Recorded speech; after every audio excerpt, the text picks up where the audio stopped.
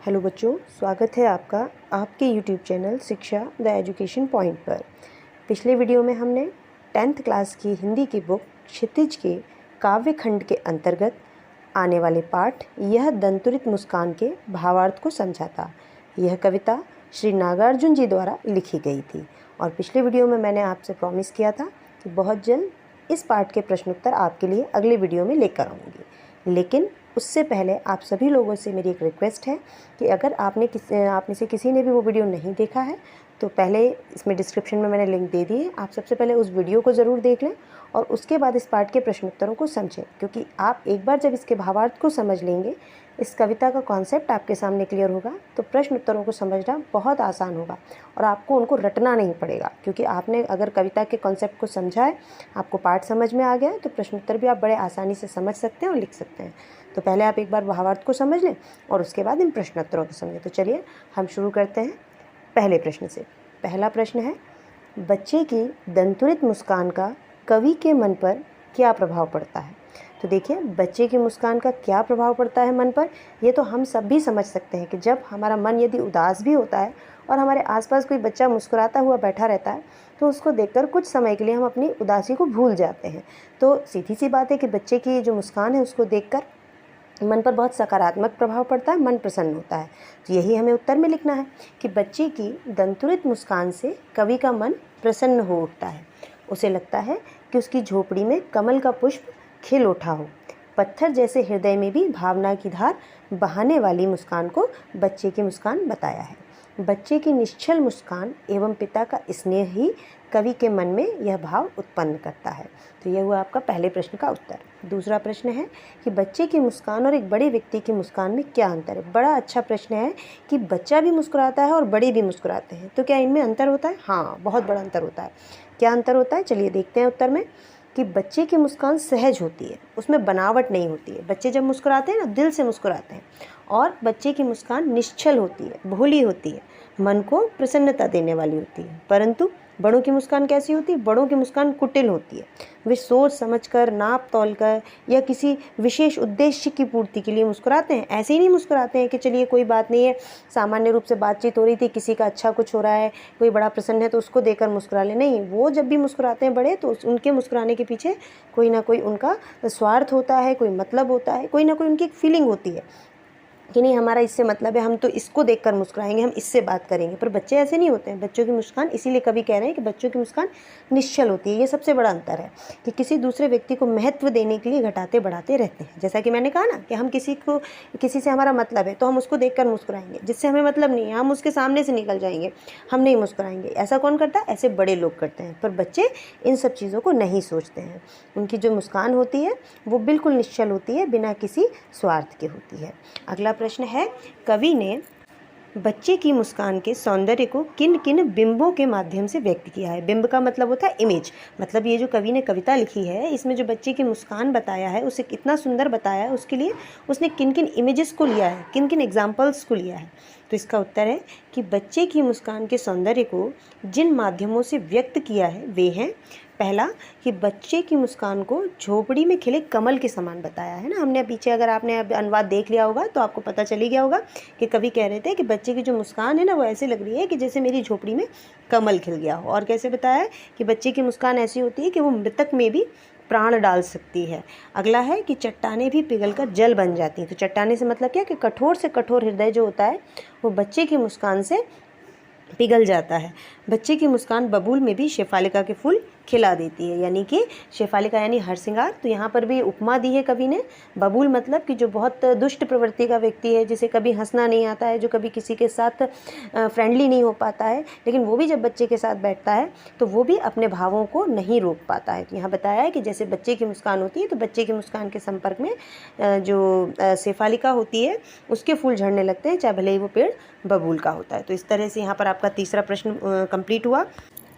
अगला प्रश्न भाव स्पष्ट कीजिए है कि कहा गया है कि छोड़कर तालाब मेरी झोपड़ी में खिल रहे जल जाते। इसका भावार्थ है कि कवि जब बच्चे की मुस्कान देखता है तो उसके चेहरे पर भी प्रसन्नता छा जाती है। उसे लगता है कि बच्चे की मुस्कान तो मरे हुए व्यक्ति में भी प्राण फूंक सकती है, और शिशु को देखकर उसे ऐसा लग रहा है कि जैसे कमल तालाब में नहीं बल्कि कवि की झोपड़ी में ही खिला हुआ हो। इसका अगला जो है भाग वो है कि छू गया तुमसे कि झरने लग पड़े शेफालिका के फूल, बाँस था कि बबूल। कवि ये कहना चाह रहा है इसके माध्यम से कि कवि स्वयं को बाँस या बबूल के बराबर मान रहा है।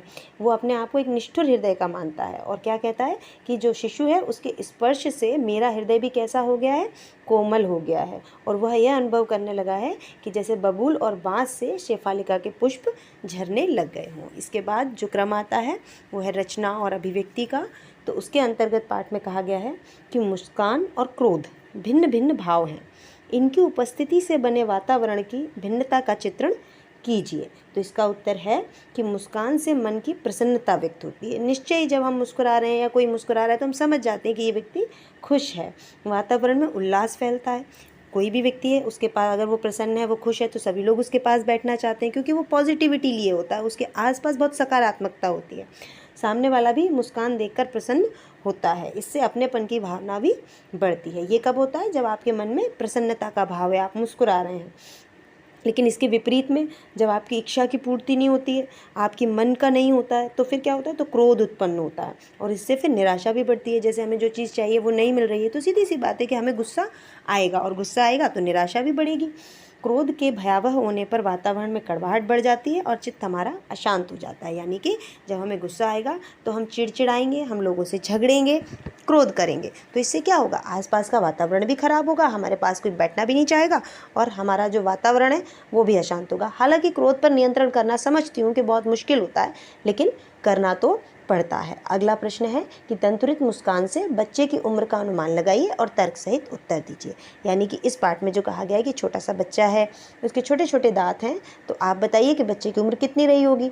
तो बच्चों के दांत निकलने का समय जो होता है बेटा, वो लगभग 9 माह से 1 वर्ष का होता है। इस बीच में बच्चे के, जिसे हम दूध के दांत या इन इंग्लिश अगर कहें मिल्क टीथ जो होते हैं, वो बच्चों के आने लगते हैं। तो शिशु भी इसी उम्र का रहा होगा। इस उम्र में बच्चे के स्वभाव में यह परिवर्तन भी प्रायः देखने को मिलता है कि वह परिचित की गोद में सहजता से जाता है तो अपरिचित के पास जाने से मना करता है, क्योंकि उस उम्र में बच्चा अपने पराई की समझ करने लगता है कि ये मेरे घर के लोग हैं, ये मेरे घर के आसपास रहते हैं, तो उनको तो पहचानने लगता है। लेकिन जो अपरिचित होते हैं उनके पास वो ईजिली नहीं जाता है। अगला प्रश्न है कि बच्चे से कवि की मुलाकात का जो शब्द चित्र उपस्थित हुआ है उसे अपने शब्दों में लिखिए। तो वैसे तो आप सभी लिख सकते हैं क्योंकि आपने भावार्थ समझा है अच्छे से, क्वेश्चन आंसर्स भी लगभग आपने सारे समझे, लेकिन मैंने आपको आसान हो इसलिए मैंने लिख दिया है। तो देखिए उसमें आप कैसे लिख सकते हैं कि कवि बच्चे से मिलकर प्रसन्न हो उठता है, शिशु की भोली मुस्कान उसमें प्राणों का संचार करती है। कवि को अनुभव हुआ कि जैसे कमल तालाब में न खिलकर उसकी झोपड़ी में खिला हो।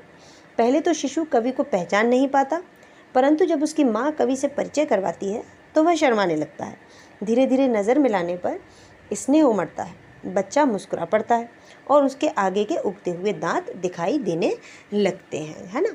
तो चलिए अब इसके बाद पाठ्येतर सक्रियता का क्रम आता है। उसमें पहला प्रश्न है कि आप जब भी किसी बच्चे से पहली बार मिलें तो उसके हाव भाव, व्यवहार आदि को सूक्ष्मता से देखिए और उस अनुभव को कविता या अनुच्छेद के रूप में लिखिए। तो बहुत आसान काम है। आपके आस पड़ोस में ज़रूर बच्चे होंगे, हो सकता है किन्हीं बच्चों के घर में भी कोई छोटे बच्चे हों, अगर नहीं है तो आस पड़ोस में तो डेफिनेटली होंगे। तो आप जाइए, देखिए बच्चों के साथ थोड़ी देर मिलिए, टाइम स्पेंड कीजिए और उसके बाद आप ये नोटिस कीजिए कि उनका व्यवहार कैसा है आपके प्रति, आसपास के लोगों के प्रति। और यहाँ कवि ये कह रहे हैं कि अगर आप लिख सकते हैं तो उसको कविता में लिखिए, अगर कविता में नहीं लिख सकते तो छोटा सा अनुच्छेद जैसा भी लिख सकते हैं। अगला प्रश्न है कि NCERT द्वारा नागार्जुन पर बनाई गई फिल्म देखिए। तो यहाँ पर बच्चों आप YouTube पर भी अगर जाएंगे तो आपको NCERT द्वारा बनाई गई नागार्जुन जी की फिल्म मिल जाएगी।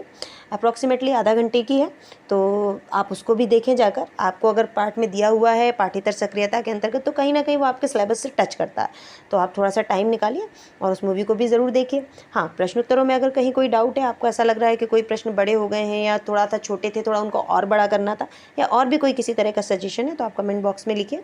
मैं डेफिनेटली आपकी सजेशंस को पूरा कोशिश करूँगी कि उनको उसी तरह से लूँ कि जैसे आप लोग चाह रहे हैं कि आपको वीडियो वैसे ही मिले, और अपनी तरफ से पूरी कोशिश करूँगी कि आपके भावार्थ हुए या प्रश्नोत्तर हुए ज़्यादा से ज़्यादा आसान हो, आपको उन्हें रटना ना पड़े।